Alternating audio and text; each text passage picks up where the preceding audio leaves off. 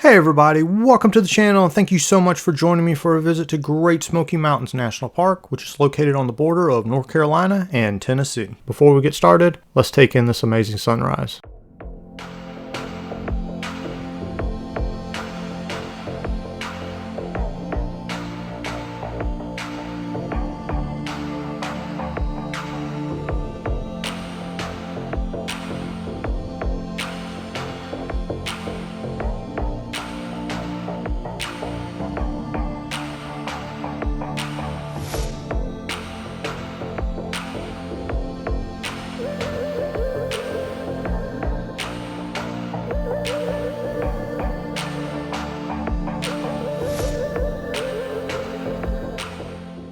Just an absolutely magnificent sunrise there. We'll get into the park summary as we head to the top of Kuwohi, formerly known as Clingman's Dome, which is the highest point in the park. Great Smoky Mountains National Park was formally established in 1934 by President Franklin Roosevelt. The park sees about 12 million visitors annually and is by far the most visited of all of our nation's national parks. Number 2 is Zion at 5 million for a comparison. However, the 12 million number is a little bit misleading because everybody that travels along Highway 441 through the park is counted even if you don't stop, and in addition there's no entrance fee either. The primary feature of the park is of course the Great Smoky Mountains, which are a subset of the Blue Ridge Mountains, and those are one of the ranges of the Appalachian Mountains. This park is known for having an incredible amount of biodiversity both in plant life and in wildlife, in addition to the panoramic views and numerous waterfalls. There's a great variety of wildlife within the park, such as black bears, elk, foxes, squirrels,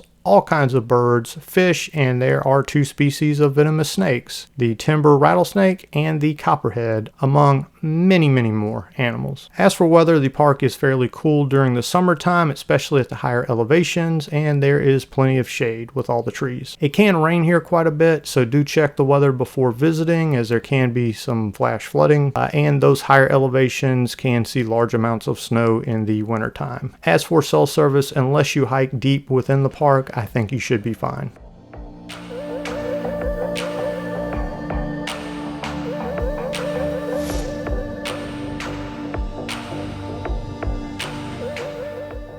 Now let's take a quick look at the park map, which at first may not seem like it has a lot of hiking going on. You can see there running through the middle of the park is the world-renowned Appalachian Trail. To the southeast of the park is the end of the Blue Ridge Parkway, which pretty much connects Great Smoky Mountains to Shenandoah National Park to the northeast, and that's really an incredible scenic drive. We saw sunrise here at Kuwohi, aka Clingman's Dome. We'll make stops at Newfound Gap, the Sugarland Visitor Center, the Lynn Camp Prong Cascades, before finishing up at Cades Cove, the most popular area of the park. You do want to note the national forest which surround the park, in addition to the Indian Reservation, and then to the north of the park you have Gatlinburg and Pigeon Forge, and I'll speak about those 2 towns towards the end of the video. As I said, this map doesn't really give you a great idea of all the trails within the park. Briefly, here's the hiking map for this park. You can see there's a lot here. There are actually over 850 miles of hiking trails within the Great Smoky Mountains, and as such it is renowned for all of the hiking that it offers to visitors. I appreciate you sticking with me through the park summary and map. If you found any of that helpful, I would really appreciate a like, and also please consider subscribing. Thanks so much, and let's continue with the video.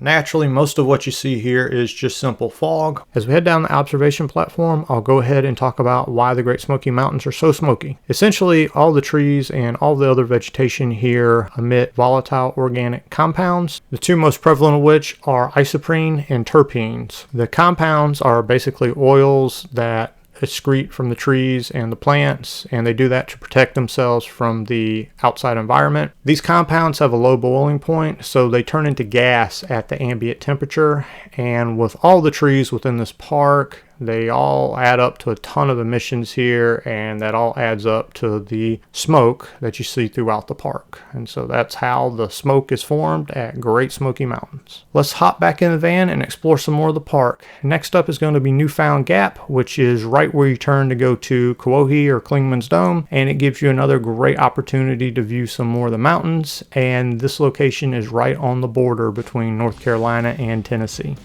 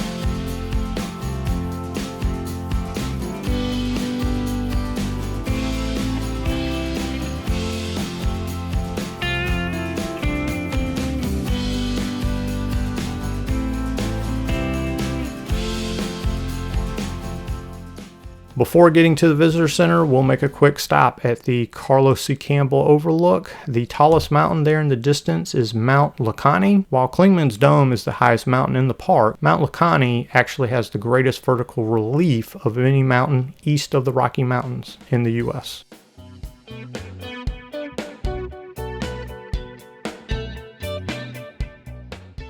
Now let's take a quick peek at the Sugarlands Visitor Center. As with all the other parks, they have an incredible relief map and also have just a ton of displays for all the different wildlife and plant life you can see within the park.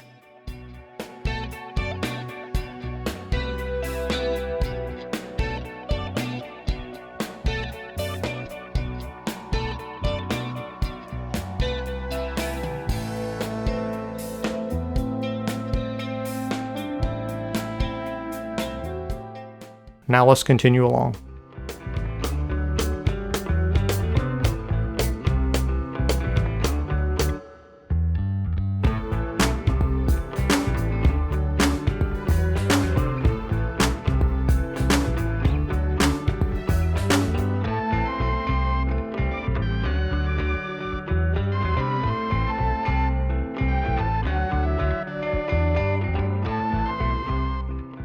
We're going to now head over to the Lynn Camp Prong Cascades.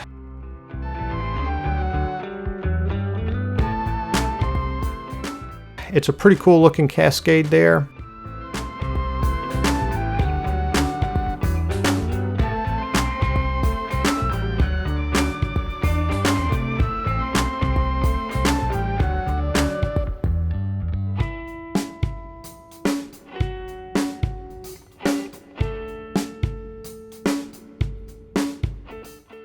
We'll hike a little bit farther up this trail to check out more of the river.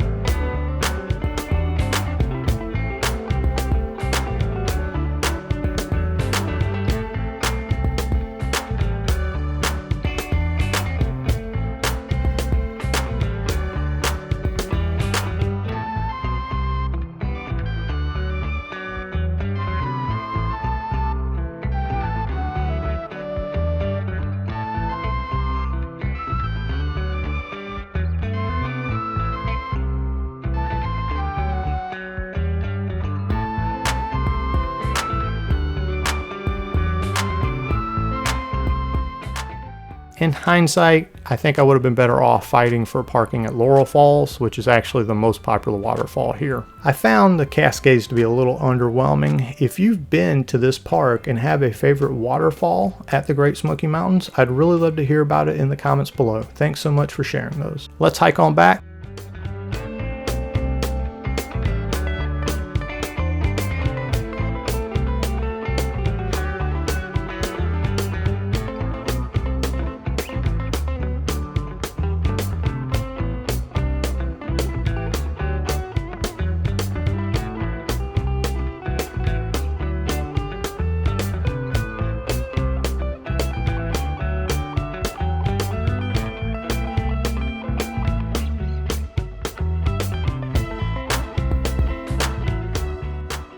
Next up is going to be Cades Cove, which is an 11-mile scenic drive that offers some more incredible views of the Smokies and is the most popular area of the park. I believe these mountains in the distance are Thunderhead Mountain and Rocky Top Mountain, and I believe there's a song about that one.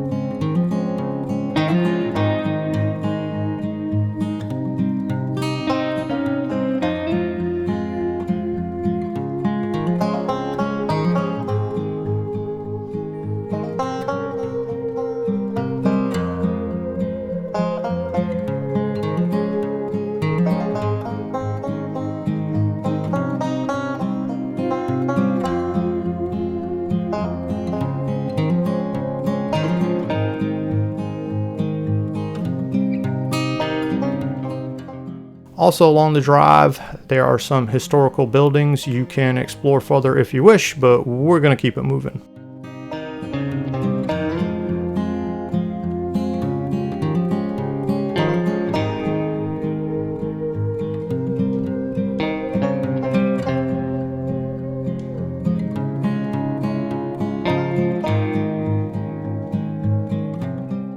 As we continue along the drive here, that's going to bring us to the overall recommendation and top tips for Great Smoky Mountains National Park. Many people consider the Great Smoky Mountains to be a top 10 park, and there's a whole lot of really good areas to this park. Taken as a whole, Great Smoky Mountains is a really good park, and I would say it is a destination park. You can plan a trip around only visiting here. However, when it comes to the individual features, such as the waterfalls or mountains, those in my opinion don't quite rival the epic scale of the mountains and forest and waterfalls that you can see out west in places like Yosemite or Yellowstone. I would place Great Smoky Mountains more around the top 15 or so of the best national parks. You can absolutely have a great time here, but in my opinion, for a truly transcendent experience, I really feel you have to go out west for that. Getting to my top tips, you want to go chasing waterfalls. This park has over 100 waterfalls. Most popular are probably going to be Laurel Falls and Abrams Falls. Now, none of these falls are going to compare to the waterfalls at Yosemite, but there's enough of them here to where if you do enough hiking,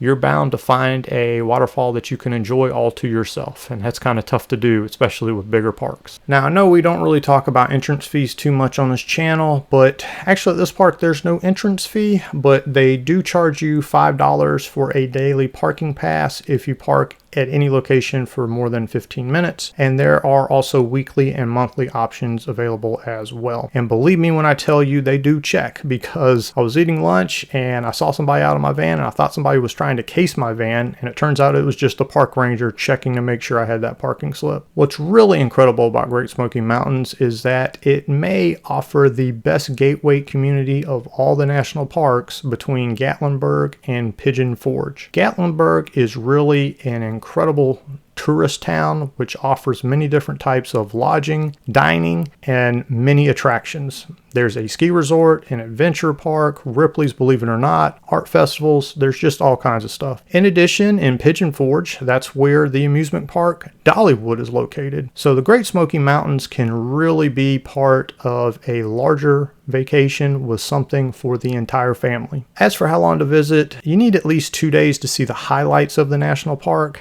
However, because of everything you can do in Gatlinburg and Pigeon Forge, I would suggest you take an entire week to come out here and just really take your time and enjoy yourself and see everything you can. When you do visit, you want to try to visit around mid-October.